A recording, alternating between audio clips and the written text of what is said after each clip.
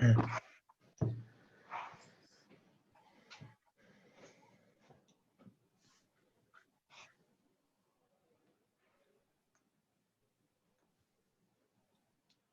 you for those of you that are just joining the webinar now. We'll be making a start in about 2 minutes. We've got all the panelists here ready and waiting. So yeah, just bear with us for a couple of minutes while people join, and then we'll get going. Thank you.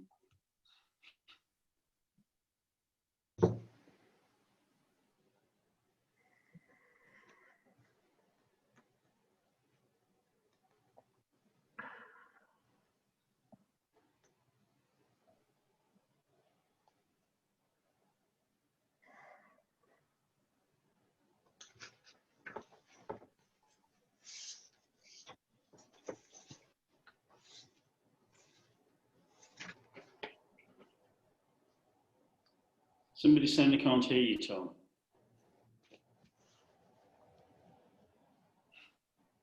Yeah, someone says it can't hear you. You should be able to hear us now. We're not speaking. Can you hear us?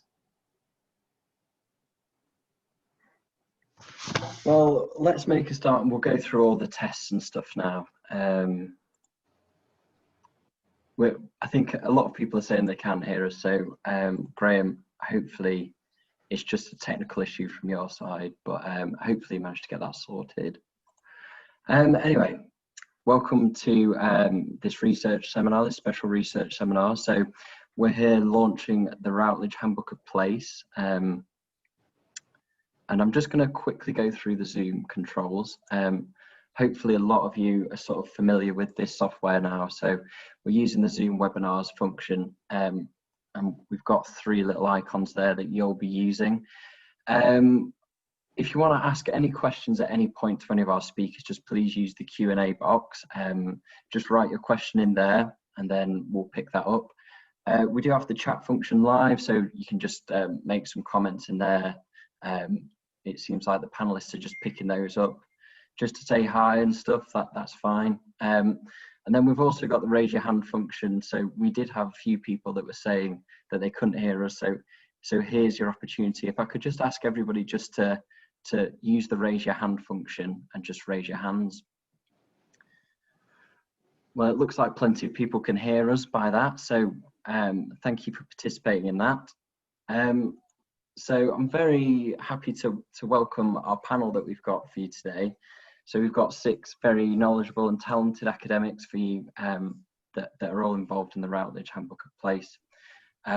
So the agenda is as followed.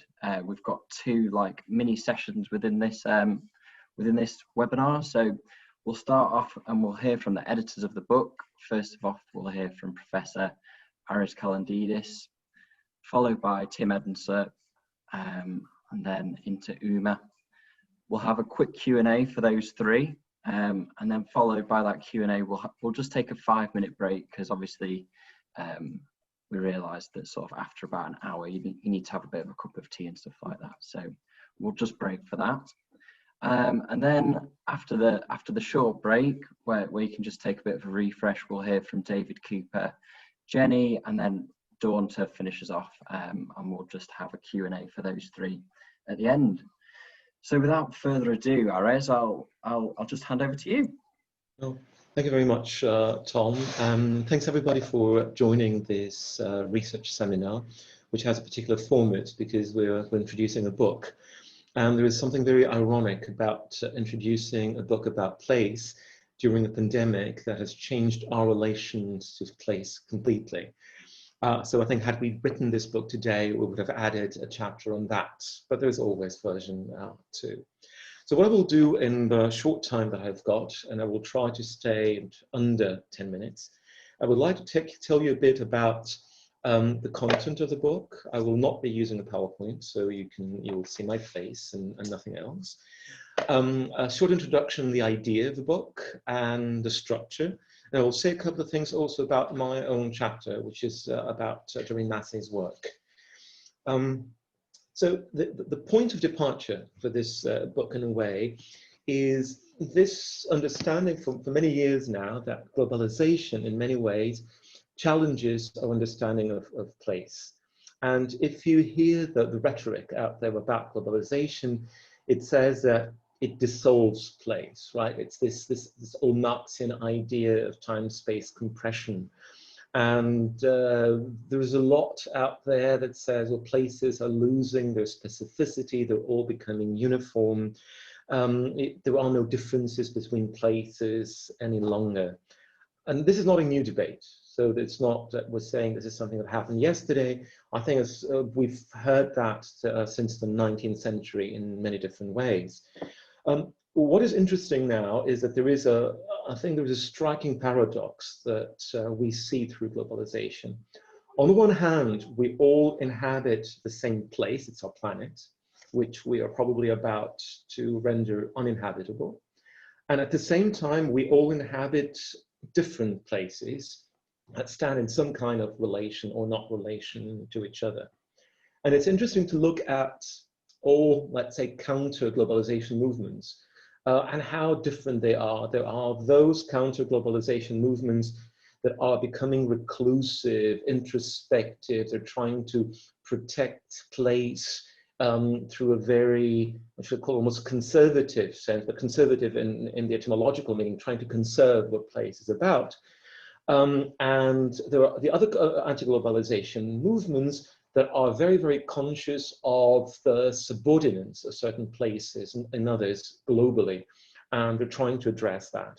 And there is always a tension between these two things. So yes, you have on the one hand a rise in localisms and regionalisms and nationalisms, where our own place is considered the most important, or even the only important one.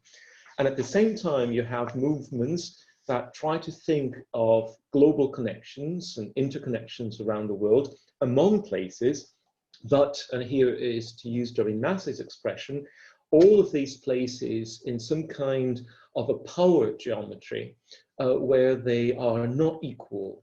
And adding a second term from her work, thinking about responsibilities of place.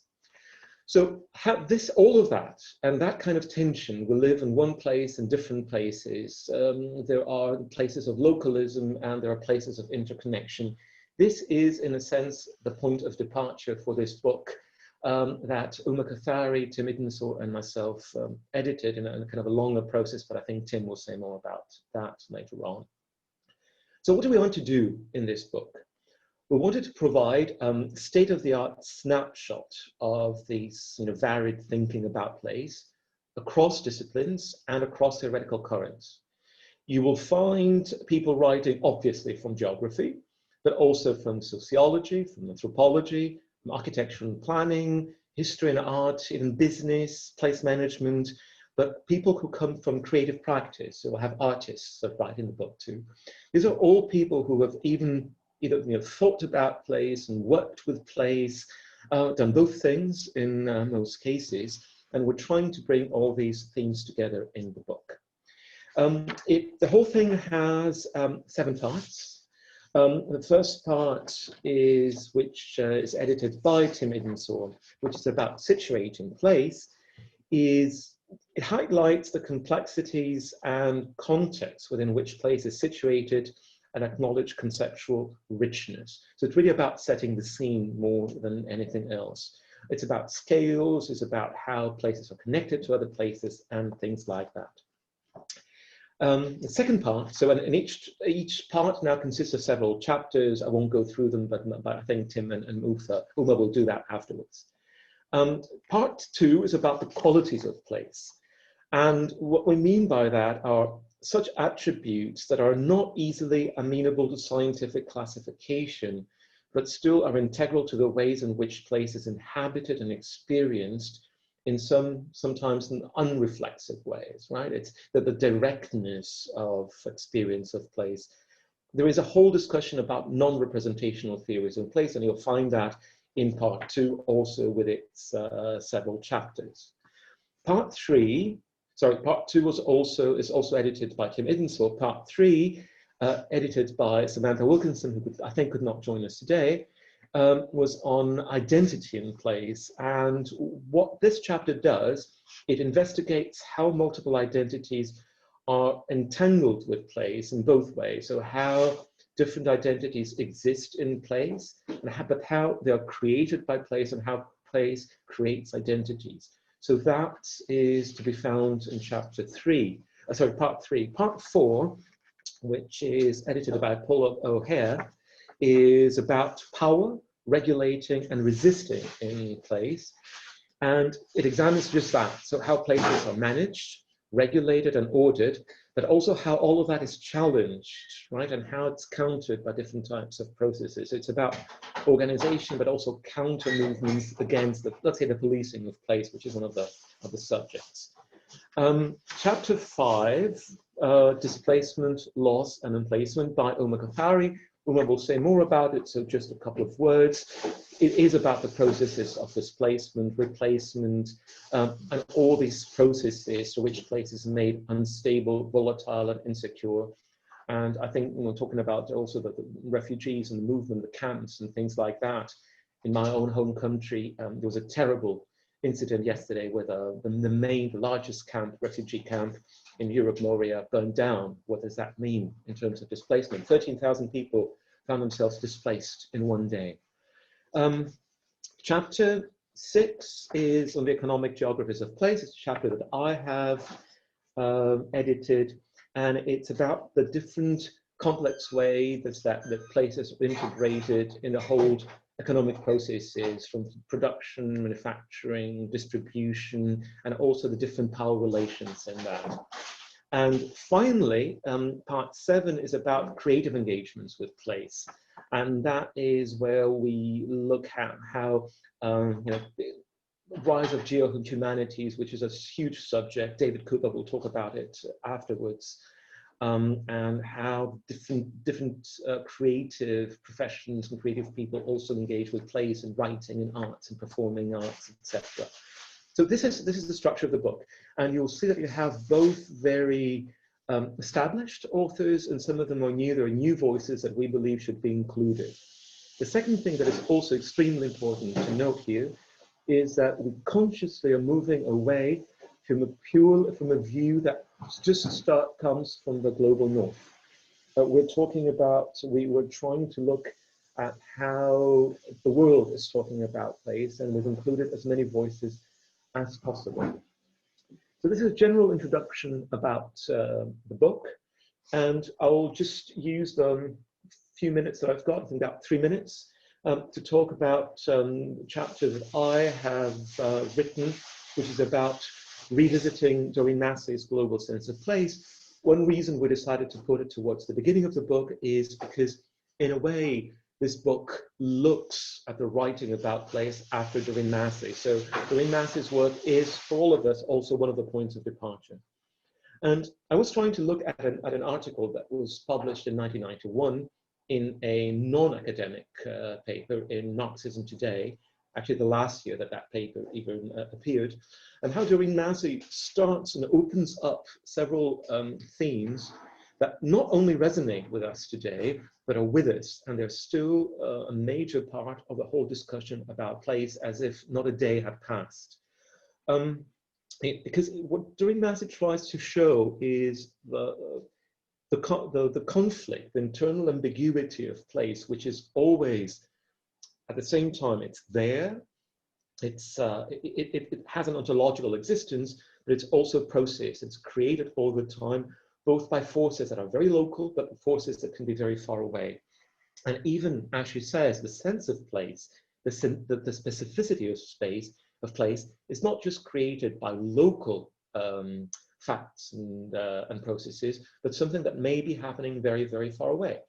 And there's a very, very famous scene where she talks about Kilburn and Kilburn Road and how the world is represented in it.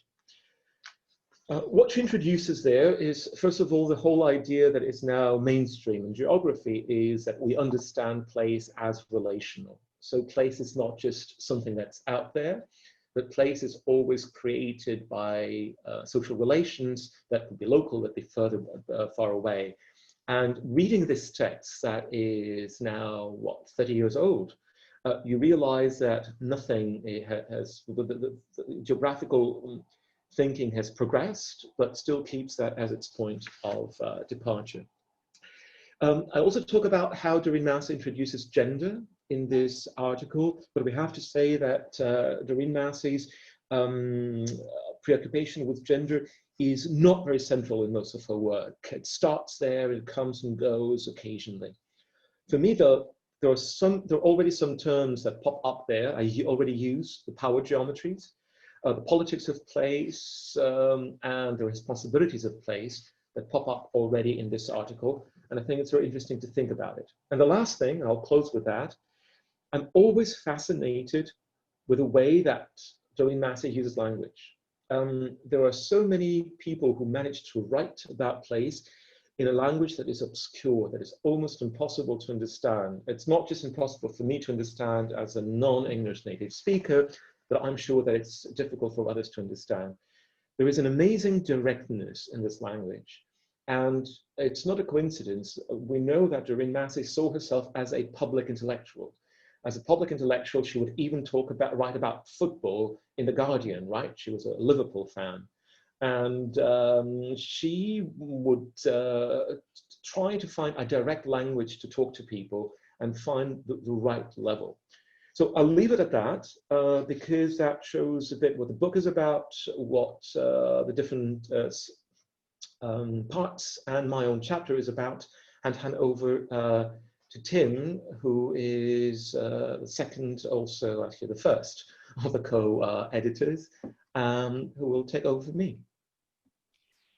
Thank you very much, Ares. Okay, so what I want to do two things. I want to just say a little bit about how the book came to be, and then I want to say a little bit about two sections, the first two sections of the book.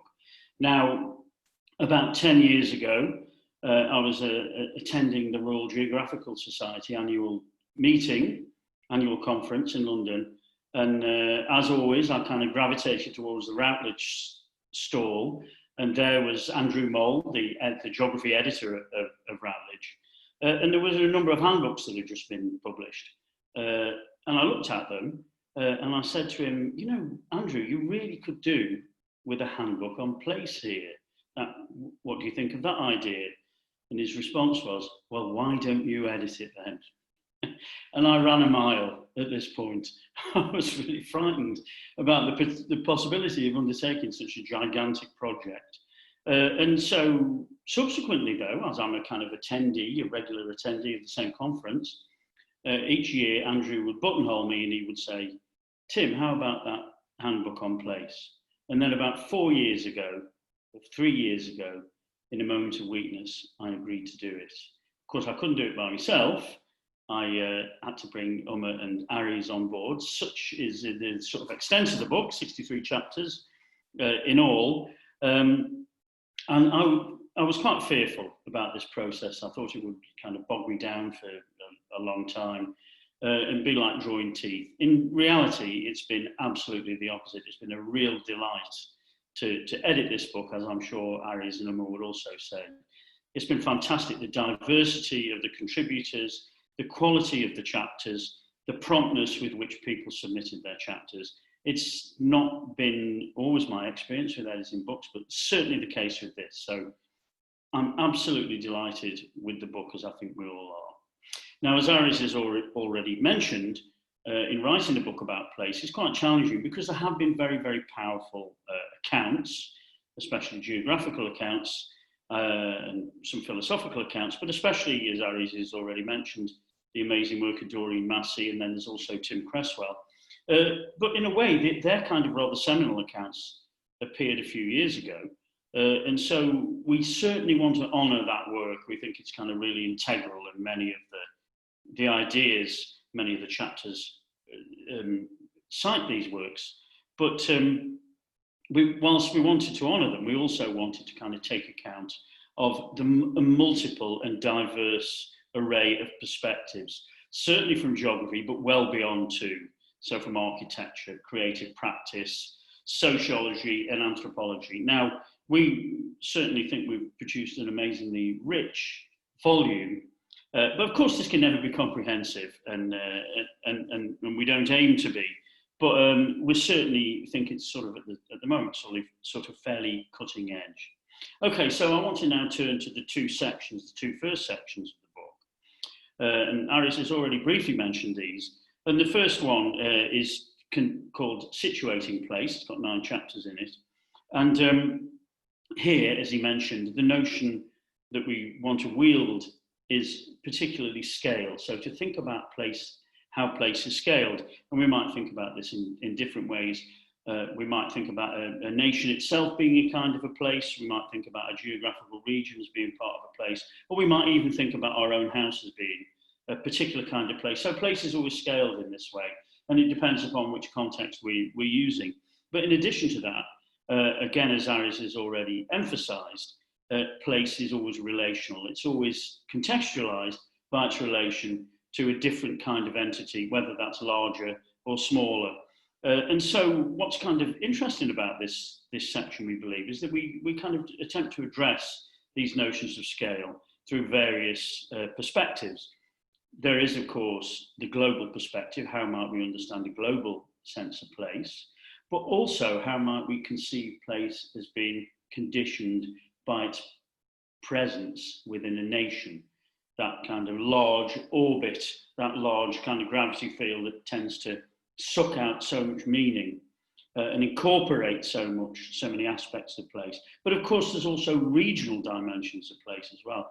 And we have a chapter specifically dedicated to the relationship, to exploring the relationship between the region and place. Isan Holt contributes a fascinating chapter about border and place. So places as bordered entities also can be kind of cross-border places, can mutate into cross-border places as well. Again, this kind of relationality between place and its border. There's a fascinating chapter on the sacred geography. So sacrality in the religious, sacred space is a kind of a larger context. And then Uma, and she'll say more about this, talks about colonial space, about how colonial space also incorporates particular kind of places within it, different kinds of places, as she will discuss. And then, of course, with the kind of mobilities turn, it was very important to include a chapter about mobilities, about how places are continuously constituted and reconstituted by that which flows through them. And in addition to the kind of mobile networks that constitute place, written by David Bissell, we also have a chapter on assemblages as well as a kind of an important theoretical construct which we might imagine how place is constituted out of lots of different bits. Again, this kind of notion that place is dynamic and processual. And we also look at kind of non-human geographies as well. So place is not only necessarily a human construct, but is also synonymous or simultaneous with all sorts of non-human geographies as well. And so this kind of fluid notion of place is, I think, captured by this multiplicity of scales. And of course, again, this is not definitive, but it gives some sort of sense about the ways in which place is composed, recomposed, enclosed, connected. And we think that section does a really good job. Okay, the second section, as Ares also mentioned, diverges from this quite considerably, and it's called The Qualities of Place. And here, I suppose the sort of overarching endeavour is to try to move away from representational understandings of place, attempts that try to define place, to define the meaning of place, to assign it particular kind of characteristics, and move into thinking about how place feels. How do we experience place at an everyday level? How do we sense it? What are the kind of affective qualities of place? And if we think about this just for a brief moment, we can think about our own places, where we come from, the places that we inhabit, and think about those qualities that we often habitually kind of experience, but rarely kind of consider in any kind of reflexive sense. And so those kind of very deep sensual qualities of place are what we want to bring out. And we've got an array of chapters here that kind of deal with these sensory, affective, and emotional qualities of place, about how place feels. And so here we have chapters on the sounds of place, a wonderful chapter on the soundscape of place, how weather conditions our experience of place. My own chapter on how daylight penetrates that everyday experience of place as well, through seasons. and different parts of the day and night. And then Nick Dunn has complemented that by writing a beautiful chapter about darkness and place. So how does place feel after dark? Mario Caristo has also written a great chapter about thinking about how we might consider watery kinds of places, canals, rivers and so forth. How might we consider places that seem to be less solid, but are nonetheless very kind of place specific? David Patton, a sculptor, has written a fascinating chapter about the material constitution of place by looking at the stone, specifically the stone of the Cornish place where he lives. And then we move into kind of broader notions that deal with ideas about kind of affect and emotion. And Shanti Sumitoyo has written a wonderful chapter about atmosphere, the way in which we feel the atmospherics of a place. Again, very difficult, almost intangible things to capture, but things that certainly need to be acknowledged. There's also a fantastic chapter about the different ways in which different kinds of language, in this case English and Spanish, can express the different qualities of place in different ways, some more eloquently than others, or some attributes can be expressed more eloquently in particular languages than others. And then finally in this section, we've got a really wonderful chapter about kind of Aboriginal understandings of place, Australian Aboriginal understandings, that fascinatingly chime quite resonantly with the upsurge in non-representational and affective thinking. The idea that place is understood through these kind of sensorial and kind of affective qualities. And just to conclude, although we have this separate chapter, this separate section rather, on the qualities of place, it's kind of really interesting how these ideas also resonate throughout the book. So while we have this particular section, ideas about affects, sensation, emotion resonate throughout the book. And nowhere is this more the case than in the final section of the book on creative engagements with place. And I think David Cooper is going to talk more about that later on. But I will leave it there and I will hand over to Uma. Thank you. Thanks, Tim and Ares. And thanks to all of you for joining us today. I'm not sure we would have had so many people at the planned seminar that we'd organised at the RGS conference that was supposed to take place last week. So thanks to all of you, and thanks to Tom, who has put this whole webinar together. Well, I can't quite believe that the book came together and so quickly. And as I'm sure for many of you, the post has become so important in lockdown, bringing goodies bought online and food and also this, 6 copies of which the poor postie was labouring under as he walked up the path. So big thank you to my co-editors, Tim and Ares, and to all the contributors. We were absolutely amazed at how prompt you all were in submitting your chapters, and of course to Andrew Mould at Routledge. As Ares said, I was the section editor for section 5, which was on displacement, loss and emplacement. Sorry, I've just got to click to start my slides. Which I want to say a little bit about, and then talk a bit about my own chapter, which was in the section that Tim's just talked about on situating place, which was on colonial imaginaries and colonised places. So in section 5, the chapters considered displacement and emplacement. And the main sort of focus of this chapter was an attempt to understand the notion of place as an event, as a process. So thinking about place beyond a single, stable, geographical, spatial site or a thing. And very importantly then, to think about place, we thought required thinking about mobility and movement.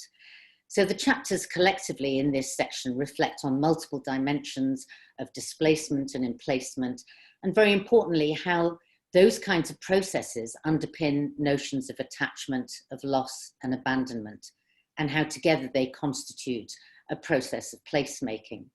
So the chapters reveal then a very complex interplay between displacement and emplacement. And they do this through investigating how people, living non-humans and things can be displaced, moved, thrown away, discarded, and replaced while continuously creating and transforming places. So in a sense, they reveal displacement and emplacement as simultaneously multi-scalar, spatial and temporal processes. So I just want to say a little bit about the different chapters in this section.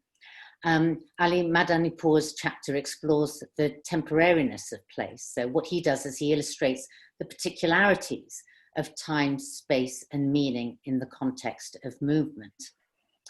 And then we have two chapters that focus particularly on refugees. So we've got Catherine Brunn's chapter, which also investigates to a certain extent the temporal dimensions of place, but this time reflecting on the place of the refugee camp. Right? So she asks what kind of place is the refugee camp? And what she shows is that for refugees, there's a sense of a detached geography caused by dislocation, caused by social rupture from their homelands.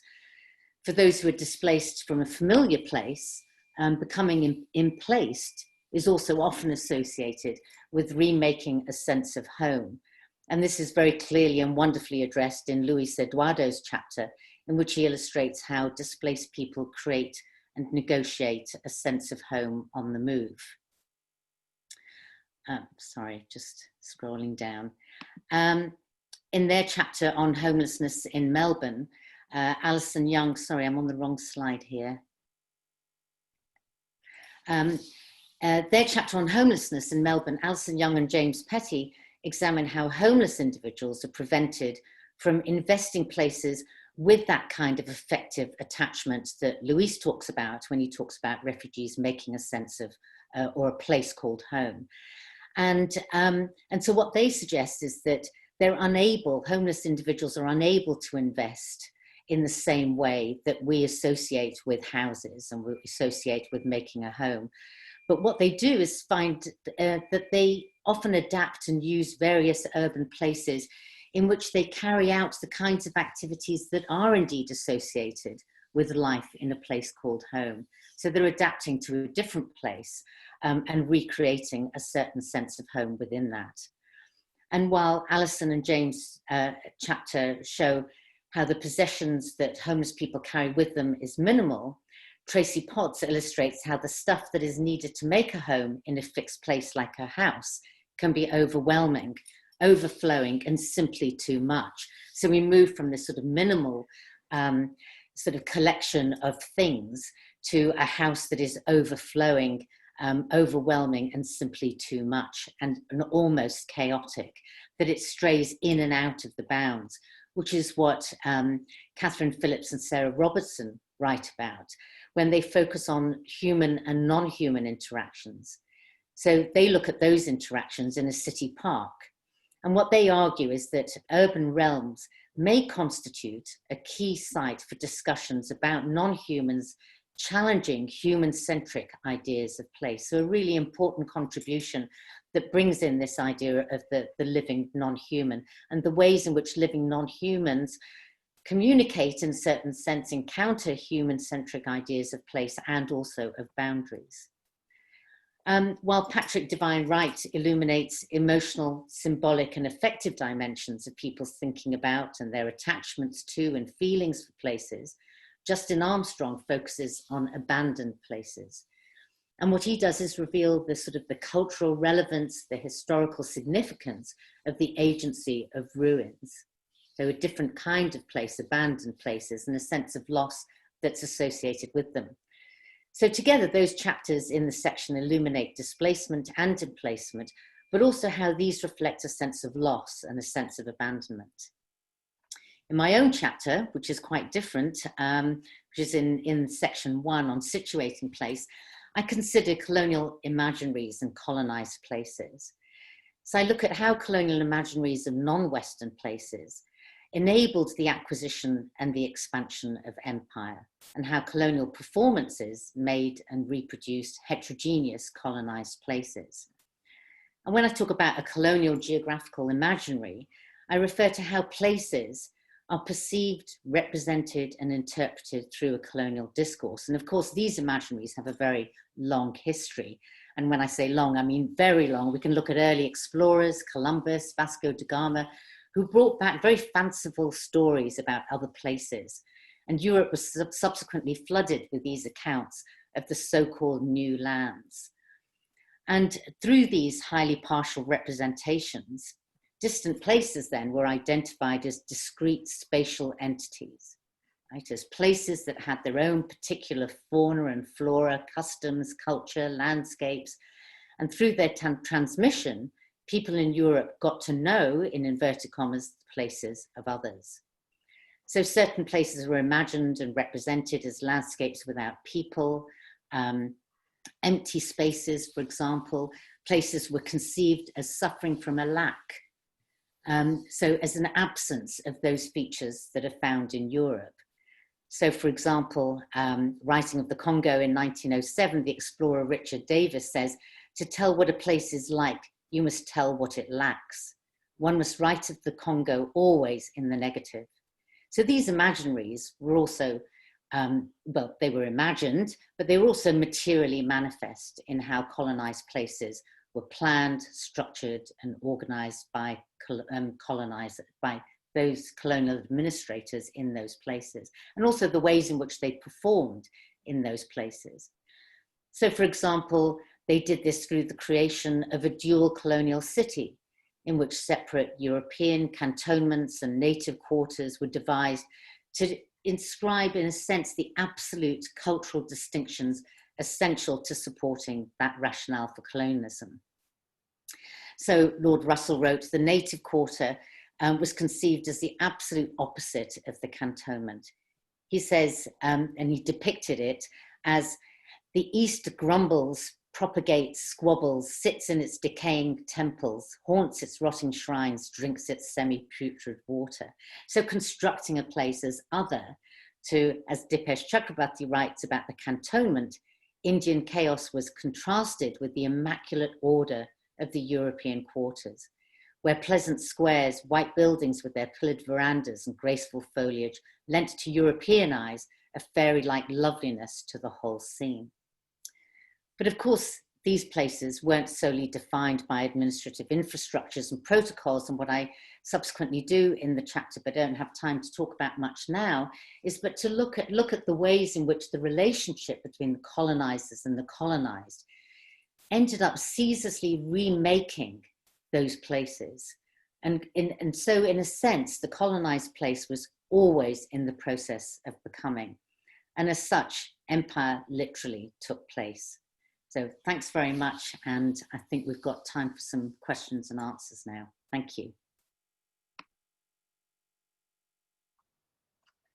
Yeah, thank you, Uma, Tim and Ares. So yeah, we do have some time for some questions. So you can either put those in the chat or in the Q&A box. But I'll start off as we've got no live questions. So I just wanted to know a little bit more about the editing process. So something so broad as the topic of place, how did you three as editors come to these section titles, and what were those initial discussions like between the three of you? Over to you, Tim. They were very fraught, very contested, squabbled a bit. It was kind of really difficult to do that, and part of that task was about retaining some of the kind of key themes through which place has been analysed, through the kind of an economic lens, through the lens of identity, but also adding new kind of lenses, I guess, new perspectives through which we might identify things that was starting to kind of recur in the academic literature right across the social sciences and humanities. But also, of course, they do reflect our own perspectives on place as well. So it's important to acknowledge that. I mean, there are many, many ways in which this could have been done. There are almost an infinite number of ways in which you can kind of cut place in terms of its analysis. And this is our take. And it did seem, you know, as people reading the book may well note, that certain chapters could perhaps have belonged in another section, as well as the section that they're in. And so we do think, in a sense, then, that besides these kind of separate chapters, there's quite a lot of interconnections across chapters as well, which is incredibly gratifying as well. So, yeah, I mean, I think this is, to emphasise, this is our take. We do think it kind of takes account of recent thinking, but in addition to that, it is we think that, you know, a similar book could be done in very different ways by other editors. Can I just come in there? I mean, I think, yes, there were debates, healthy debates, intellectual debates, but I think we all sort of came from the same political approach and the same kind of idea about what kinds of approaches we wanted to include in the book, that we were very keen that we had a diverse range of contributors from early career to more senior, geographically diverse. And I think all of us were very keen on these very basic sort of tenets about coming together and putting the book together. And it was incredible that towards the end, as we were all sitting in our different places last August or September, that we all just picked up on parts of a process of putting the book together that we felt more comfortable doing, and thankfully someone else felt more comfortable doing something else. So Ares was just amazing at getting all the Excel spreadsheets and the figures and all of that together, and you know, I put together other things. And so I think it's partly about that sort of intellectual engagement, but it's also just very practically, how do three people come together, bring 63 chapters together, and actually produce a manuscript that you can send to a publisher and say, there you are. So, and from my viewpoint, it's interesting because I don't remember our disagreements at all. So I think I can remember one, but not really, because we agreed on everything. And one of the hardest parts that I found was trying to find colleagues around the world that we have not worked with before, at least myself. So trying to discover other voices, because you know, we tend to be you know, all three in UK universities. All right, the two of you are also in an Australian university, but Australia is geographically in the south, but it's very much the north, right? So, and I think for me that was the largest challenge, is trying to identify those colleagues that had sometimes things to say that were more interesting than what I already knew, and brought completely new perspectives in it. It's interesting that the then editing process has everybody who's gone through editing a book. There is an intellectual process, which is fantastic, and we love it. And for example, Tim is amazingly fast at reading and editing chapters. I've never seen that. I mean, you throw him a chapter and it's back in an hour, and which means 63 chapters, it's 63 hours, it's nothing. He's done the whole book in 2 days. I can't do that, but I'm very good with laundry. And there's a lot of laundry to be done in a book like that. It's the Excel sheets, it's putting the images together, trying to change all of that stuff. It's dull in a way, but it's absolutely necessary. And so I did the laundry. I let the other two do the intellectual work. You think there weren't any squabbles because you weren't in our household? Oh, right, yes. Okay, the other thing we have to say is the two of you had worked before in many ways. We had never worked together. So for us, it was, you know, trying to put something together. I was sitting in Europe and you were sitting in Australia, right? And trying to put that together, we only actually met once in person to talk about it in Manchester Central Library. While Mrs. Pankhurst, while the statue of Pankhurst was being unveiled outside. It's interesting that you mentioned about the spread of geographical contributions, because there's an interesting question from Bradley Rink, where he says, when it comes to the empirical focus of the chapters, can you tell us more about the spread across the global north and south, which may provide a complex view of our places produced and experienced, etc. And that's a really important question, I think. And so thanks, Bradley, for that question. And this was something, and Ares has already intimated this, that we really struggled with. And of course, we wanted to attain as great a geographical spread as we could. So we had accounts from Colombia, we had accounts from Mexico, from India, from Aboriginal Australia, from Thailand. But of course, we would have always wanted more. And that's always a challenge with editing a book like this, to ensure that there is that kind of geographical spread. So we did what we could, but we wish we had more. Would you agree, co-editors? Absolutely. Yeah, absolutely. There's a question about the cover image. Ares, do you want to say something about that? I didn't see that. Oh, it's in the Q&A. Yeah, Ares, it's just here from Stephen. It says, it may be a simple question, but I'm curious as how the cover image of the book was chosen and what it means. I think we were discussing this actually just before we went live. So yeah. Right. So actually, this is an image that I took. Well, we were looking for images. All of us uploaded different images that we thought that would make sense. And I remember Tim saying, "Oh, that's just what we need. It has all of it in there." So it was my photo. I didn't discuss anymore. But Tim, what is all in there?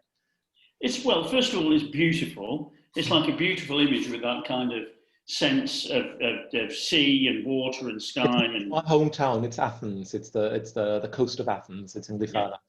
So in a way, it kind of captures the notion of as places connected. So the sea, of course, is that medium through which boats arrive to reconstitute and contribute to place. It's a very effective photograph as well. It's very sensory. So we can all imagine the splash of the water, the weathery content. So again, it kind of addresses that those qualities of place that I was referring to. I think there's light, there's the reflection. There's a person with a practice. There's actually somebody pushing a pram, right? So it is really also a very real practice that constitutes place in that way. And also I think the assemblage of these elements that together make place. So yes, those fixtures, the plantings, the kind of benches. Yeah, exactly. Yeah. There's an island in the background. There's all of that, clouds and Tanya Bastiers asked a question about any chapters or topics that we wanted to include but were difficult to cover and find contributors for. I mean, I think we had a very, very long list, and we probably twice as many as the chapters that we got of themes that we wanted to cover. I don't know how many sort of absolute themes there were that we were unable to cover, but I think what we wanted to do is to have more on particular themes, so instead we've got one or two that look at sort of more historically. And it would have been good to have a much wider range of that. So I think there are clearly some issues and some areas that we would have liked to have covered in more detail. But I don't know, I'm trying to think what were the ones that the notion of virtual place will be something that we perhaps didn't kind of feature as much as we could have. But that's and I'm sure we could kind of identify a litany of things that we would want more of. The notion of tourist place we could have had more of. Right. Actually, we're going to do something on that. We had one about, is it tourism that you talked about, Tim? Yeah. Yes, we had just that one chapter from Colombia in the economies of place. But I should say that the large difficulty in talking about economies of place and economic geography in place is that place as a concept does not really appear in economic geography. You talk about local economies. It's usually about the local and not about place as a term. It's about spaces, and it's quite interesting. So in a sense, it had to be translated from local. And one of the authors, Kostisa Michalis, who writes about that, also offers a different words for place in different languages, which I think is interesting because it shows you how they don't necessarily overlap, and you may lose something when you try to translate place into other languages. It should be interesting. I mean, if anybody's got any ideas about what's missing, it would be kind of really interesting to know what folk think. It's always good to get feedback on a book like this, but we are very well aware that this is our take, as I've already emphasised, and that there's loads of things that we could have included and just haven't. But again, place can be cut in so many different ways. There's a second part to Tanya's question, which I think is quite fascinating, which also was on my mind. Is there any additional topics that you would now include in this COVID world? Well, obviously, virtual places that Tim just said. Virtual places is something that has become so relevant. Now, where are we right now? All of us, right? We are in our own places, and we somehow all meet in some kind of virtual place. And in doing Mass's way, this kind of relational place that we're all creating right now with our presence. It's there, but it's not there at the same time. Right? Where is it? It's a server. It's a Zoom server somewhere, I think, in the US. My God. I think also that you know, we're sitting in different places that we'd normally kept separate from each other, that there's a sort of an intimacy around Zoom. I mean, you can see part of my sitting room, you can see Tim's office, and Ares, I'm not sure where you're sitting, but there's a different kind of intimacy. And I think what's happened is that we've kept places separate very often in our lives, and that people don't come into each other's place in the same way. And yet here we are, and you might have, you know, a child running up behind, or, you know, people can get a sense of your aesthetics and your decor and all kinds of things. And I think that there has been a different kind of intimacy of place through COVID-19. And another thing related to that is I think people have become reacquainted with their local realms as well, which is kind of really interesting to think about. Tustin Haggerstrand's notion of time geographies and ideas about rhythms that have been completely shifted during COVID, and the way in which people have developed different routines whereby they walk around the local areas and become reacquainted with it. And so all those notions about kind of belonging is kind of really fascinating, I think, is that that's maybe been kind of reinforced, or it's sedimented a more kind of acute sense of belonging through a deeper, more sensory and effective engagement with the places that we take for granted, but don't often notice that much. Mm-hmm. I think we've maybe got time for just one more question before we have a quick break for a cup of tea. As I mentioned, I promised that, so we will do that.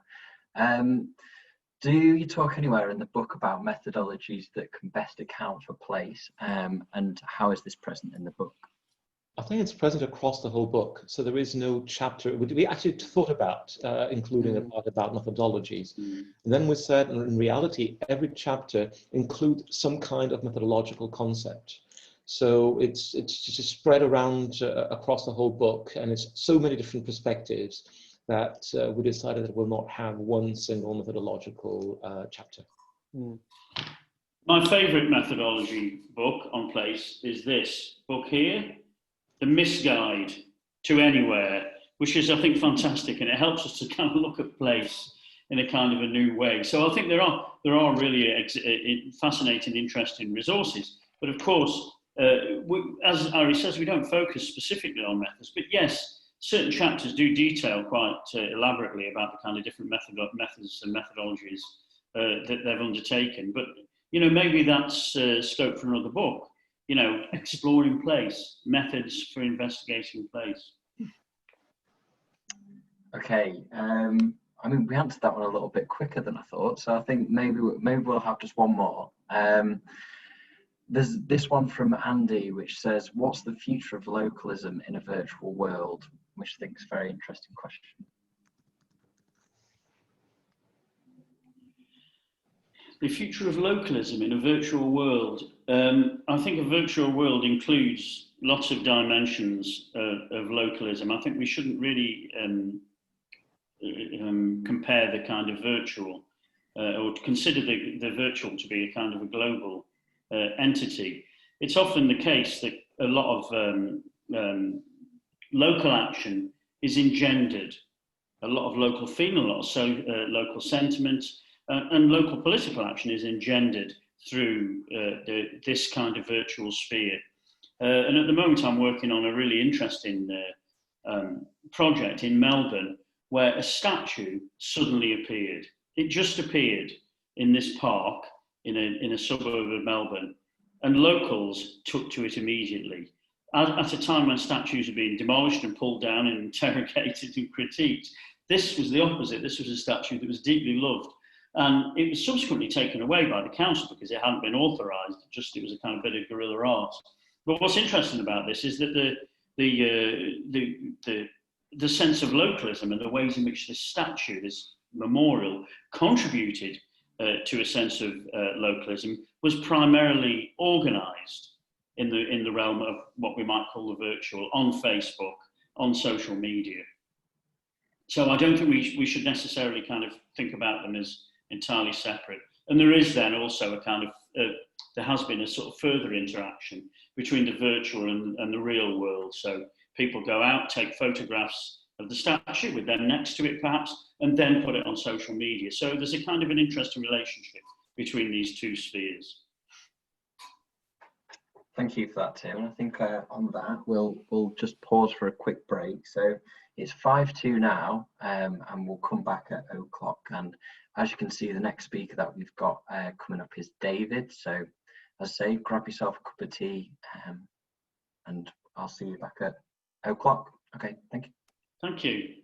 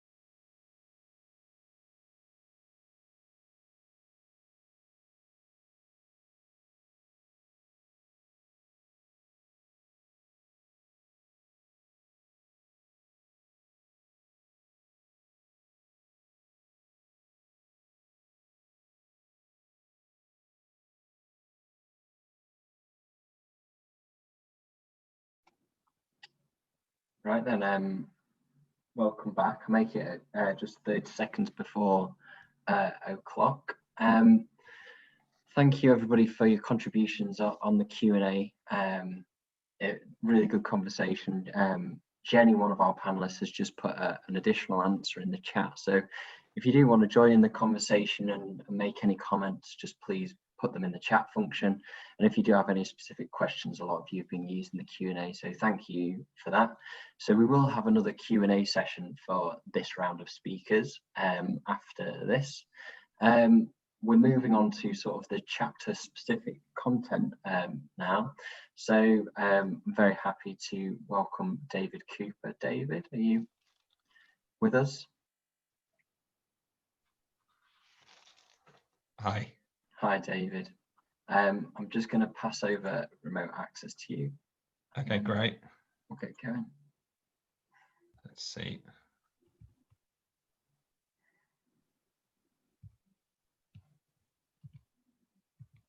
Okay, that's worked. Excellent. Hello, everyone. I was just thinking during the break, it was really interesting that conversation that we had before about intimacy and how in virtual place we're sort of seeing into people's intimate places of the home. Because I was saying to all the panelists before, I'm actually doing this from my son's bedroom. And an hour before doing this, I looked at myself on screen and I realised that behind me there was a massive poster of the Barcelona player, Lionel Messi. And I took it down because I thought that would look unprofessional. But maybe I should have kept it up there to sort of keep with this idea of intimacy. And suddenly we've got this sort of portal into each other's domestic lives. I'm a senior lecturer in the Department of English at Manchester Met, where I co-direct with the writer Rachel Lichtenstein the Centre for Place Writing, which is a research and knowledge exchange centre that brings together literary critics, creative writers and colleagues from other disciplines with a shared interest in the relationship between writing and place. And a few years ago, I was fortunate enough to be approached by Tim to edit what actually ultimately became part 7 of the Routledge Handbook of Place. And so the section, which was, as was mentioned before, contains 9 chapters exploring creative engagements with place. And in this, which is the final section of the book, we brought together researchers from a wide range of disciplines who are interested in a wide range of methodological approaches to the relationship between creativity and place. In the process, the chapters in this section of the book encapsulate the range of research that is currently being undertaken under the broad banner of the geohumanities. So part 7 of the book then contains several chapters by practicing artists and writers, including the visual artist Mike Collier, and I think he might be here today, and Veronica Vickery, whose work is displayed on the screen here. And in these chapters, the artists offer reflections on creative processes, and these are enriched and complicated through deep engagement with different kinds of geographical thought.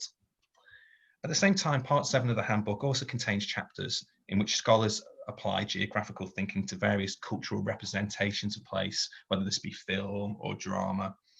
And my own contribution to this book and to this section, which is actually chapter 56 of the handbook, fits into that latter category. So I drew upon my literary geographical interest to move towards a definition of what might be called contemporary British place writing. And my starting point in this chapter is that since the turn of the millennium, reflections on landscape and environment have played an increasingly prominent and even dominant, I would say, role within contemporary British literary culture.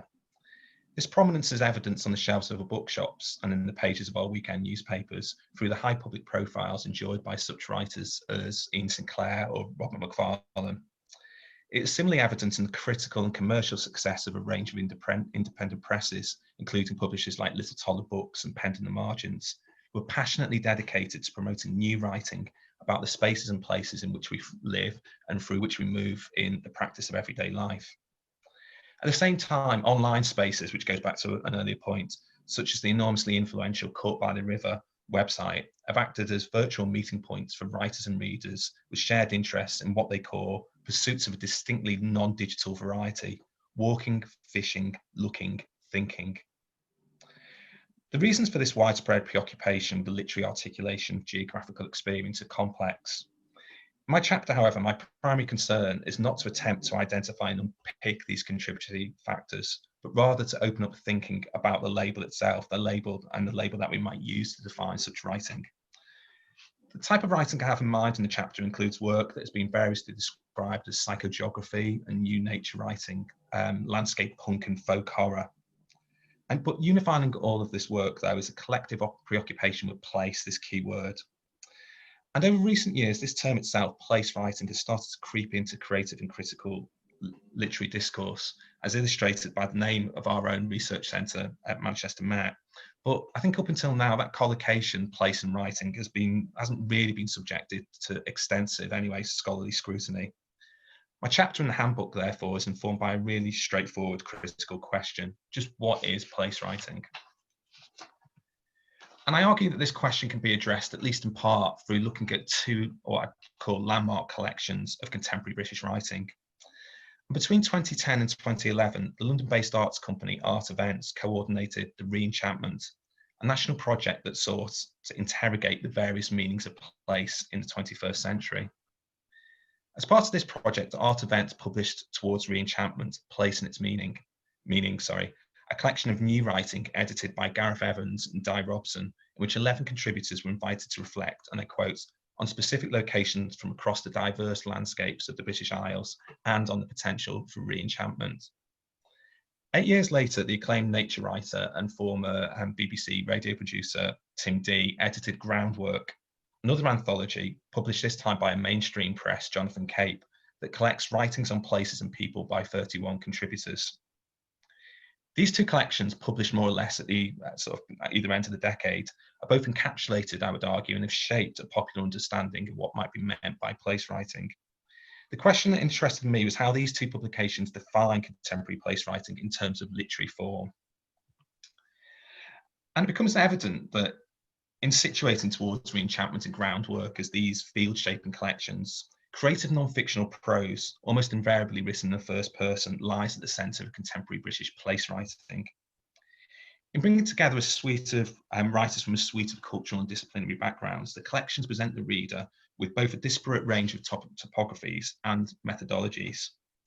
Ken Warpole, for example, weaves personal reflection, literary criticism, and professional knowledge of the European Landscape Convention to think about the aesthetics of the Essex coastal landscape. Barbara Bender, on the other hand, draws upon anthropological thought to reflect upon the 30 years she spent living in the village of Branscombe and East Devon coast. Many of the creative non-fictional contributions, however, share formal characteristics in that the dominant mode is the prose essay that draws upon the author's personal experience of how, in the words of Tim Dee, places work on us, as well as what places might look like to themselves. They're Tim Dee's own words. They are writings that present the reader with what might be described as a subjective account of the truth of place. Ultimately then, both Towards Re-Enchantment and Groundwork project the overriding sense that the prose exploration of the authorial self in place is the dominant and defining mode of contemporary British place writing. Salient though, the editors of both collections also look beyond the autobiographical prose essay by affording textual space to poetry. In Towards Re-Enchantment, for instance, Lavinia Greenlaw proposes that, and I quote, there is no place as airy and dilute, as level or simple as Hokum in Norfolk. Groundwork, on the other hand, contains Waders, a long poem in which the former poet laureate, Andrew Motion, imaginatively reconstructs the former glories of the house in which he grew up. So poetry, and especially lyric poetry in which the first person speaker is readily identifiable with the writer, is incorporated, according to these two publications anyway, within the definition of contemporary place writing. Perhaps more surprisingly, the editors of both books also allow for the incorporation of visual art practices. Both collections contain several contributions featuring black and white photographs that serve to authenticate the writer's documentation of a material experience place. Dee goes further still by including textual art that includes childhood ground abiding places. A work in which the celebrated land artist, Richard Long, reflects on the childhood experience of place as a site of near-at-hand phenomenological encounter. If Long's early work challenges conventional understandings of what ought to be displayed within the environmentally controlled spaces of the gallery, Dee, by including Long's practice in Groundwork, implicitly questions the cultural assumption that the term place writing should only be applied to text published in conventional literary forms. Towards the end, my chapter addresses a key and, to my mind, outstanding literary critical question. What is the relationship between place writing and narrative fiction? Since the publication of his first book of creative non-fiction, Mountains of the Mind, in 2003, Robert Macfarlane has repeatedly acknowledged his stylistic indebtedness to writers of fiction, and I quote, he says, "I have learned much myself as a writer, at the levels of the image, sentence and chapter, from the techniques of novelists."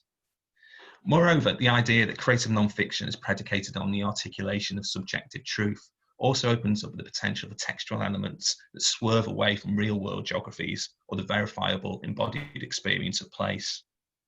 However, it's striking that neither of these collections contain overtly fictionalized contributions, and as a result, the editors of both implicitly exclude fiction from their otherwise quite broad presentations of the contemporary literary landscape. This impulse to distinguish between non-fictional and fictional responses to place is understandable, I think, as the editors seek to ensure the autobiographical and material groundedness of place writing. Ultimately, though, I think the division is also problematically artificial. This point can be illustrated by turning to Common Ground, a book published in 2015, in which Rob Cowan documents his obsession with an edgeland on the outskirts of Harrogate following his relocation from London. On the surface, Common Ground, which may be a book that some of you have read, is conventionally autobiographical, as Cowan offers a deep mapping of a bounded plot in the no man's land between town and country. Ultimately, though, Cowan's text, in exploring what he calls the fusions of human and place, clearly oscillates between creative, non-fictional and fictional modes.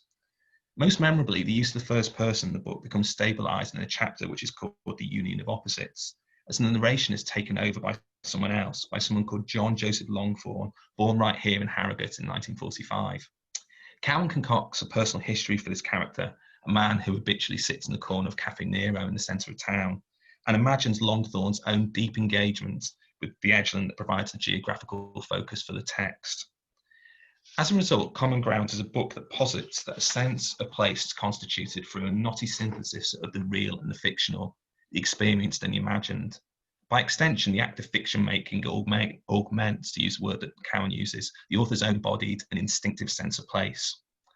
Given such textual uncertainties and instabilities, therefore, it seems reasonable to me to propose that the term place writing could be applied to any kind of writing, including texts such as Zadie Smith's NW, which is mentioned here, and was shown on the slide, just to give one example, that are clearly packaged as works of fiction. Approached in this way, the label of place writing can be applied to any text that places place at its imaginative centre. In conclusion, then, my chapter argues that place writing as a label refers to a literary genre rather than a particular literary form. To strengthen this argument, an analogy is made with the genre of life writing. According to the literary critic Zachary Leader, life writing straightforwardly incorporates memoir, autobiography, biography, and diaries. But saliently, he goes on to suggest that life writing can also refer to both autobiographical and biographical fiction. Leader further complicates the genre by proposing that life writing also includes a range of non-literary texts, such as, and I quote, letters, writs, wills, written anecdotes, depositions, court proceedings, marginalia, lyric poems, scientific and historical writings, and digital forms. I argue in the chapter that scholars of place writing, in attempting to map out this emerging field of critical study, should adopt a similarly pluralistic approach when defining the genre. Place writing, as with life writing, ought to allow for both creative non-fictional texts, overtly fictional texts, and texts in which fact and fiction are imbricated. It should also allow for a pluralistic range of non-literary forms of writing. Approached in this way, place writing is a helpfully broad critical label that can capture the rich heterogeneity of contemporary texts across a range of forms that think deeply and complicatedly about place and its many meanings. So that's a sort of summary of my chapter, and I think I'm going to hand over now to Jenny for the next presentation. All right, thanks for listening.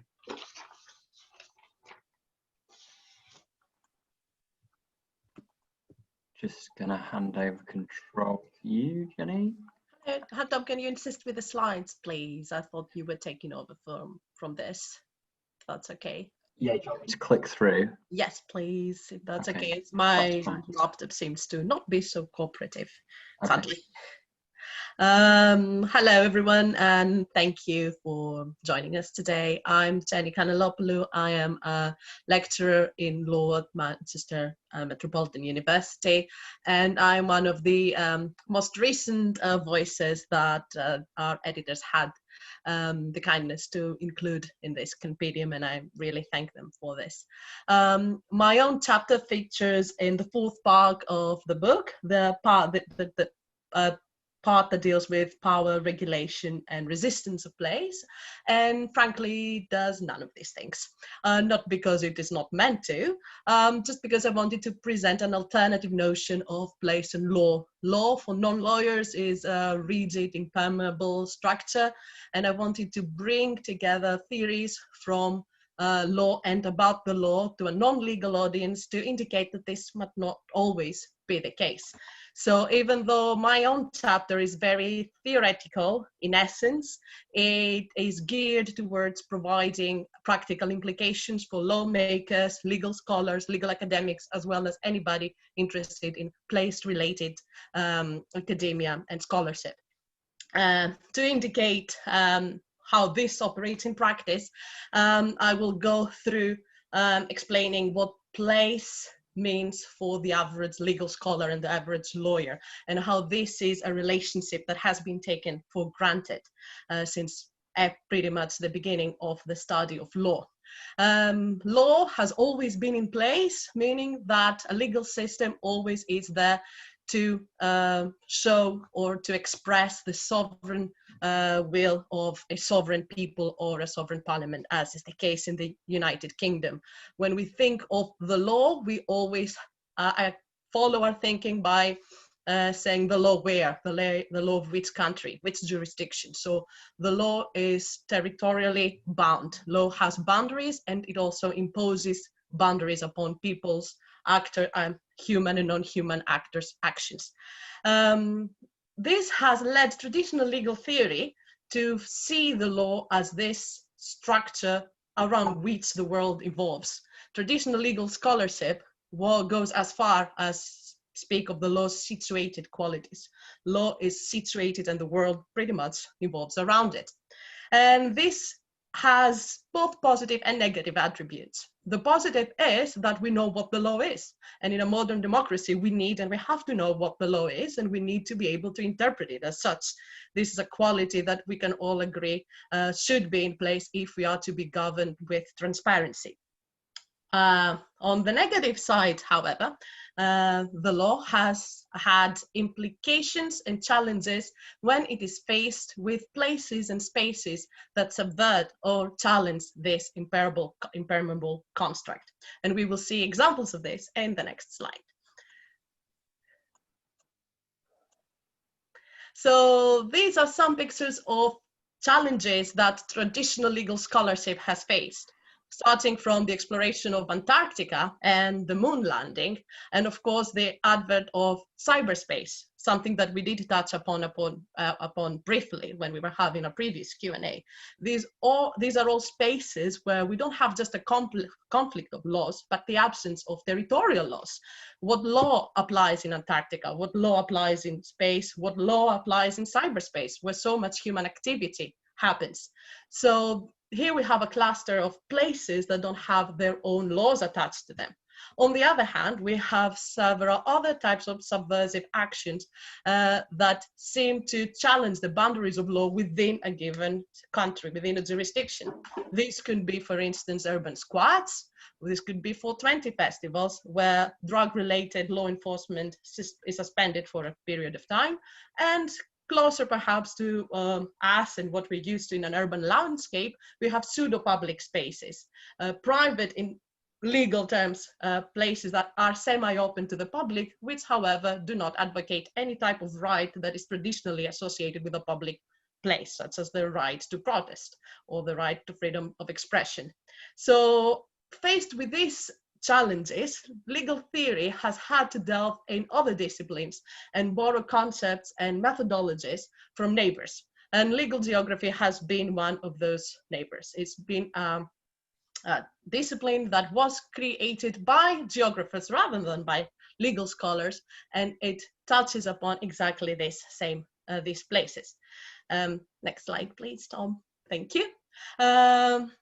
So in order to reconciliate the need to have a legal system that is transparent and able to be judicially interpreted, and in order to accommodate for places where the boundary lines remain fluid in substance and enforcement, we need to ask these questions. What is the relevant legal space in any situation where a transaction takes place? What rules should apply? What power dynamics are in place? And who gets to decide, if not a sovereign people or a sovereign parliament?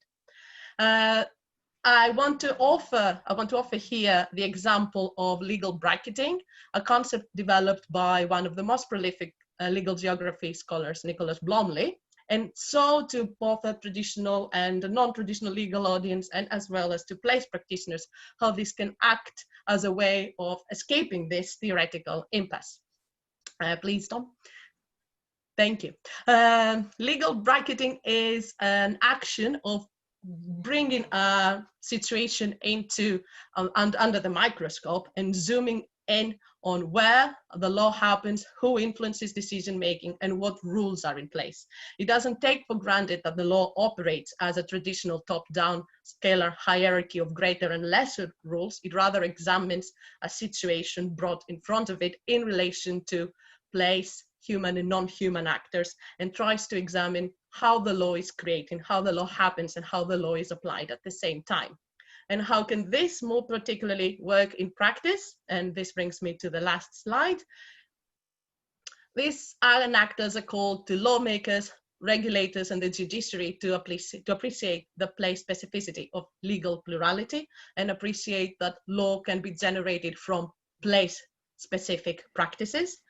It can lead to the reimagining and the realignment of legal education, of statutory interpretation and case law. And for place practitioners and scholars, it is actually a call to appreciate the legal dimensions that any action related to place can have ex ante rather than ex post, meaning not after a breach or a violation has taken place when the lawyers are called in. Rather, place practitioners from architects to place managers should appreciate that they're not only designing, but they're also making law in a way. As much as the place matters, something that has been omnipresent in place-related literature, as that much law matters as well. Thank you very much for your time and for including me in this very exciting book. Thank you, Jenny. So finally, we've got Dawn Lyon, and I'll just give you a remote access of my screen so you can click through slides on. There we go.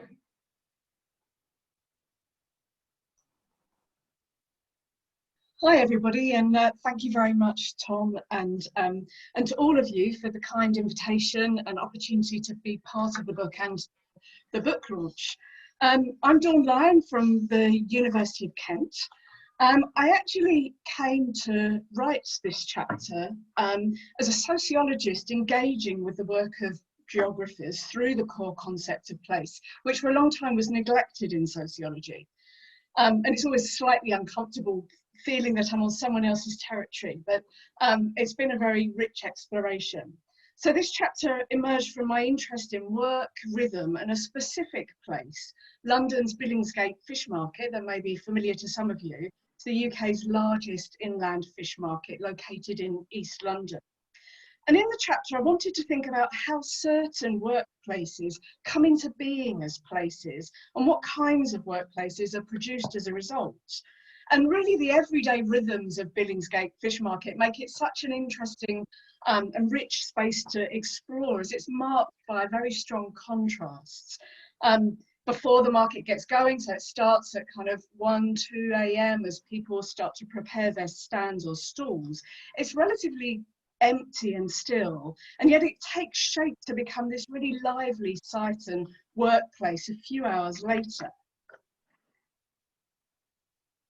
So to explore how this happens and to to think that through. In this chapter, I make use of Henri Lefebvre's and Catherine Regulier's ideas of rhythm and rhythm analysis as a sort of conceptual and methodological means for tracing how work and workplaces take shape in space and time.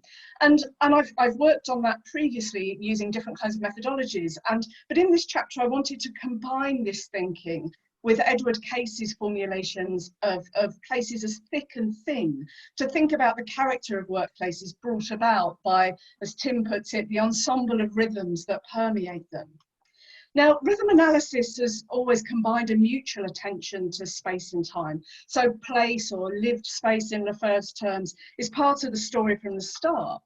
But at the same time, I found myself really drawn to Case's notions of thick and thin places, notwithstanding the problems of the binary oppositions there. But just for the scope they offer for thinking about the effects and affects of rhythm in the production of place in processual terms. So there's a really vibrant and atmosphere and lively interactions at the market, and they make it easy to hold on to a dynamic sense of the unfolding and layering of place. So I felt that I could use ideas of thickening as a process to refer to this sort of effective charge that arises through combinations of materials, bodies, things, not least the fish, interactions, practices, and so on. And then also to appreciate the thinning of place as the dilution of these intensities according to different constellations of rhythm. So I'd like to talk about two ways in which this all happens. And the first is to consider the role of memory and rhythm in the consolidation of thick space. Now, Billingsgate is characterised by people being really long-serving employees or workers or fish merchants, owners at the site. And they often lament the character of the present day market, which has been in the Isle of Dogs in East London since 1982. But they've worked there, many of them worked also at the previous market, which was in the City of London for several hundred years. And they lament the loss of this original site. And it feels to me as if the new market is portrayed as a paler, thinner version of the former one. They talk about changes to working hours and the character of the buyers, the social relationships in the market and the intensity of those, as well as a decreased volume of fish and changing working practices. So on the one hand, of course, I take these stories very seriously as accounts of their experience and their understanding of that, but they don't quite add up in terms of what we can know about the organisation of the different markets. So I read them instead as tales which weave connections and continuities across place and generations. So it's actually through these stories of lament that the longevity of the market, the rhythms and relationship of work are transmitted and brought into the new space. So in effect, memory thickens the sense of place of the new market, contributing to the attachment that the current merchants feel. And Casey talks about this in terms of place memory, although it's not quite literally the memory of that place, or as Tim Cresswell puts it, the ability of place to make the past come to life in the present and contribute to the production and reproduction of social memory. So even if the present site is lacking, according to the fish merchants, its very existence stimulates memory and narration about place, and the everyday work of the market replicates and sustains these long established rhythms. Now, the image you can see on the screen there is taken from one of the windows actually looking at Canary Wharf, but you can just glimpse some of the pictures on the walls there that are often of the former market and some of the people that currently work at Billingsgate in that other situation. And there are just some older pictures of that former market in the City of London.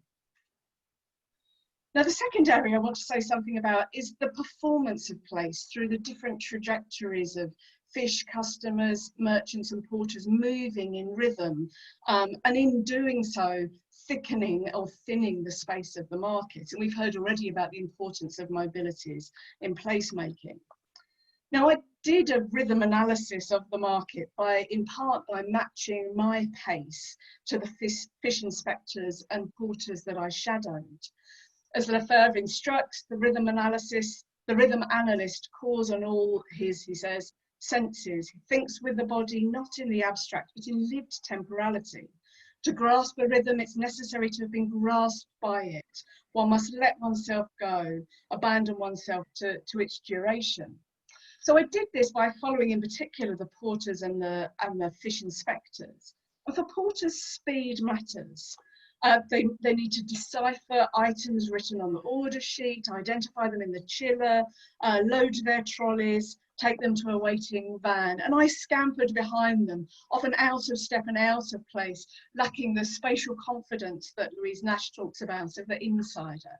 But it's the very experience of arrhythmia that made me aware of the fluidity that the figures who are present in the market, that they have embodied. They know how to move and bend to its activity, what Lefebvre calls dressage, this process of bodily entrainment. In contrast to the porters, the fish inspectors walk slowly and deliberately, a white hat bobbing in the crowd of them, stopping to look at produce they suspect is unfit for consumption and ready to condemn it with their regulatory gaze, an instance of the law in place. And it's very interesting at those moments, the mood is intense, people kind of still hold their bodies in check, are quiet. And when the inspector moves on, there are often bursts of chatter and laughter.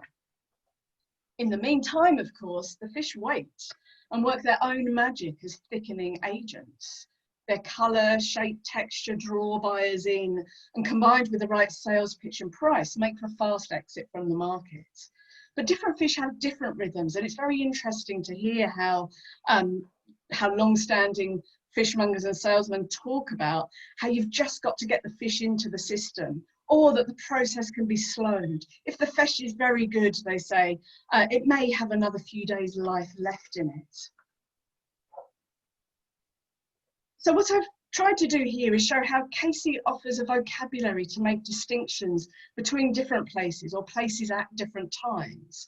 But he doesn't provide a sense of how thick or thin places might be identified, how they emerge or fade.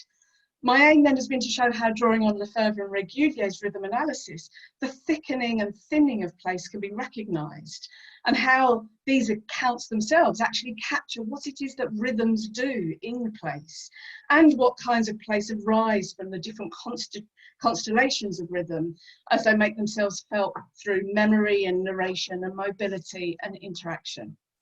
Thank you. Thank you, Dawn. And thank you to all three of the speakers in that section. Really fascinating. I think it really shows that the broad depth and width that with the place encompasses, really. We do have a question specifically for David, but just before we go into those, I'd just like to open it out again to the editors, so to Tim, Ares and to Uma, just to sort of comment on those three presentations there. Tim, I don't know if you want to just make a quick comment on what we've just heard there. I think, oh, wait a minute. There we go. Yes, I think really what's so fantastic about each of the presentations is each of those presentations themselves could have been mobilised around a book. They're so rich, and I kind of hope that it gives readers a sense, or potential readers, a sense of the richness of the book. That's just 3 chapters, and each of them is kind of overflowing with abundance for me, with all these kind of ideas. And what's also really interesting about them, they're all very evocative as well. So they conjure up worlds, they conjure up place. Not only do they kind of conceptualize place in all sorts of very, very interesting ways, adding to this kind of myriad, this myriad array of theoretical approaches, but they also conjure place up as well. And I kind of think that's what we wanted to do as well, to give, as well as theorising place, also to conjure up place, to give a sense of its thickness, as Dawn might put it. Really, really exciting stuff. And, thanks very much for your contributions. It was great. I'm sure everyone was very inspired by those talks. Thank you. Uma, would you like to add something, or should I? Well, not much more to add than what Tim said, but I think what was just fantastic about all those three presentations and their chapters is that they reflect the approach across the book around the temporality of place, and as Dawn says about speed and cadence and rhythm, and it brings all those other kinds of aspects to thinking about place as well as the spatial.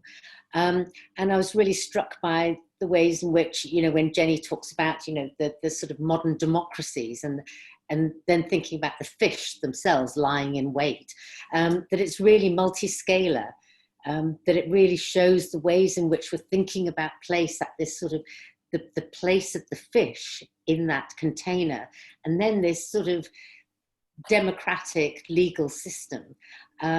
And so it was wonderful to hear all of those together, and David's about sort of thinking about the word, the letter and the word and the book, and then taking that out to thinking about writing about mountains and the landscape in different ways. So I thought they were really beautiful, all three together, in terms of thinking about the multi-scale of the temporal and the spatial. But they also were sort of fantastic reflections of the ways in which we've approached the whole book and the chapters within the book. Well, I kept reflecting the whole time while I was listening to the three presentations on how much time I wish I could spend on each separate one of them, because they open up huge chapters of completely new things that we can talk about. And just the fact that they're in the same book, it shows the richness and the diversity of the book itself. Just taking one after the other, David's presentation and talking about writing about place and place writing, it's for me absolutely fascinating, and I promised myself that I'll take some notes when I read the chapter again, because my first degree is in literature. And I've always wished I could combine writing about place and place. So maybe David, you're an inspiration for me to start at last. And of course, thinking about Jenny and what she was saying about law, when in the practice of place, which is what I would do as a planner, of course, law is number one. And the German school of spatial planning is actually a school about laws of planning. So you learn a lot more about laws of place than you do anything else. Ask them about any kind of theories about place, and German planners don't know. To ask them about the laws, they know them all by heart. So there is a kind of a practice there that probably geographers don't do, but the others do. And then Dawn, I almost felt that I was in the fish market, and as lunchtime is approaching and there's fish being cooked at home right now, it's very interesting because your place and that place so far away in London suddenly came in my own flat and mediated through this virtual place of Zoom. And I thought how very interesting is suddenly you got the smell and so on. So is it coming from Dawn's presentation? And then I realized, no, it's the kitchen. And how virtual and real place blend in all of that, right? It's the Pokemon Go thing, if you will remember, where you had a blend of real space and virtual place at the same time. So thank you very much, all three. Yeah, thank you. So, as I said, there is a specific question here for David, which is quite lengthy, should we say. We can't hear you, Tom. Can you try again? Yeah, sorry. Can you hear me now? Yeah, that's better. Yeah. Yeah. David, so the specific question here for you, which is quite lengthy. So, David, on defining place writing, do you think it might be? We lost you again. Sorry, Tom. I'll read it out. Yeah, I think I think I've seen the question, so I can sort of jump in there.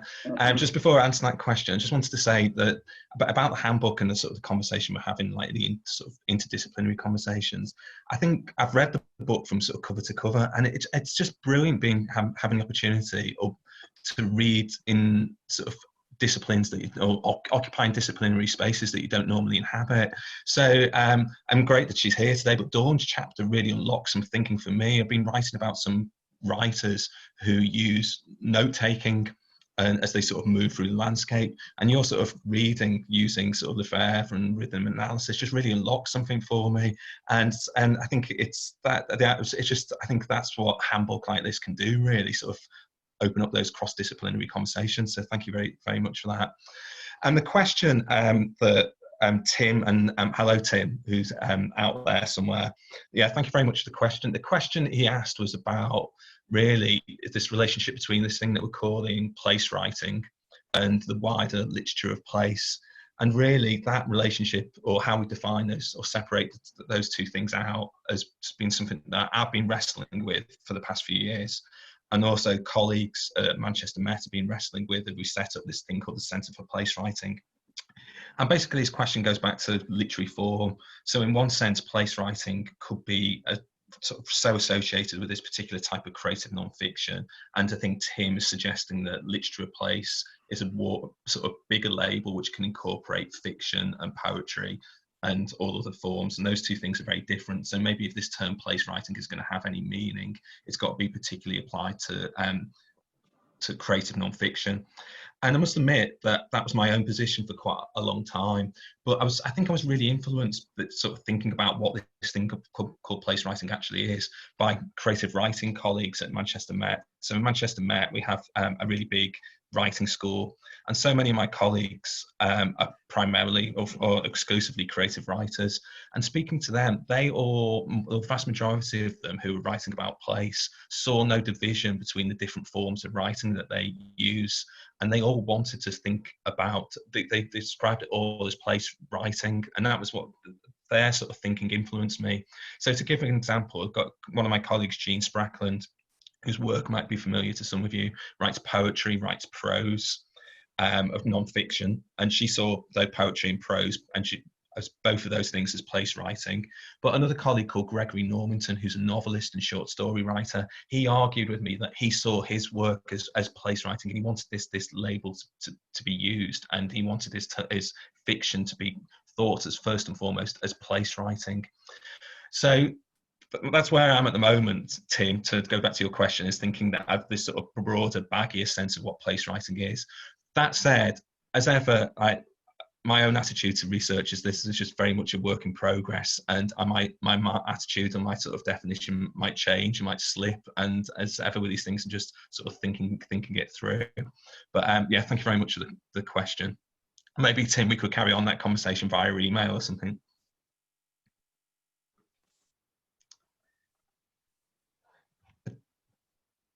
Don't know if, I think Tom has we've lost. Can you hear me? Yes, just yeah. Sorry, I think I'm having a few issues with my audio, but I'll just carry on until my other panelists say that they can't hear me.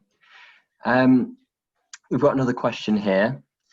In the section Creative Engagements with Place, is the discussion that touches on film and how place is produced in film? There's a really interesting chapter. The one that springs to mind is a chapter by Les Roberts, who teaches at the University of Liverpool, who describes himself as working now as spatial anthropology. And he's got a really interesting sort of disciplinary background, which moves between architecture and film studies and geography and cultural geography. And in this chapter, he talks about the film The Navigators, I think which was in the 1980s. And he talks about seeing that film. It's partly a reading of that film, but it's partly an autobiographical meditation on seeing that film when he was traveling in New Zealand, when Les himself was in his 20s. So it's a chapter which is both about the sort of the production of place within the film itself, but it's also about the placial experience, if you like, of watching film in this particular location.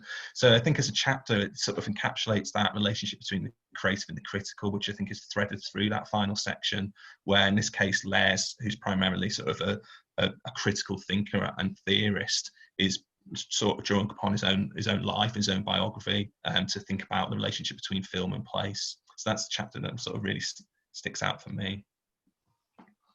Thank you for that, David. Thank you for that, David. Are you hearing me?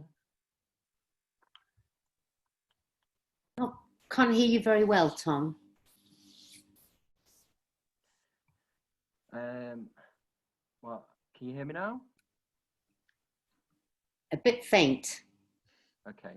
Well, I'll carry on speaking. Hopefully, people can hear me. Yeah. We don't have any more questions, so I just want to thank everybody for joining us today, and thank you to Dawn, thank you to David, and Jenny. That last session was really fascinating, and it's made me want to read through the book for my own studies. So thank you very much, and also like to take the opportunity to thank Tim, Uma, and Ares for giving a really great introduction to the book and sort of really selling that. I think everybody on the call will want to go and buy a copy after this. So unless there's any other closing statements from any of you guys, just wanted to thank everybody for their involvement, and thanks for joining us today. Yes, and Thanks you, Tom. thanks for everyone, and to people for attending the webinar as well. It's really nice to know so many people out there. Just a thing that I just wanted to say is that the book is a very, very expensive item if you buy the hardback. It has to be said. But there is, of course, an ebook you can get, which is a much cheaper entity. So don't think that it's beyond you. Also, of course, it might be worth ordering it for your library, which I imagine most libraries will have a copy of this, maybe already. But anyway. Thanks to everyone, and thanks, Tom.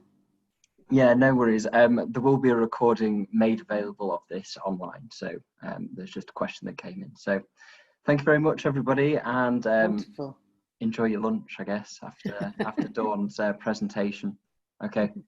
Thank you. Thank you. Thank you. Thanks. Bye. Bye, everyone. Bye.